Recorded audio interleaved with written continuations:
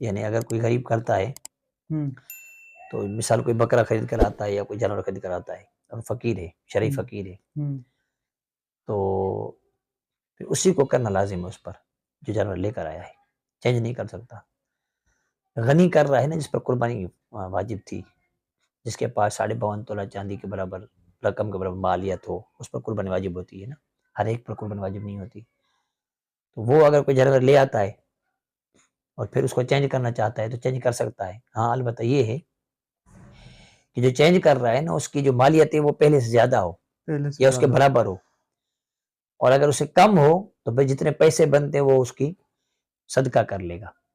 اچھا، باقی جو فقیر ہے وہ جو اس نے خرید کیا ہے نا، فقیر سے مراد جس کے پاس 52.5 تولہ چاندی کے برابر رقم نہ ہو، مالیت تو نہ اس ہو، کو فقیر کہیں گے؟ شریف فقیر ہوتا ہے اچھا،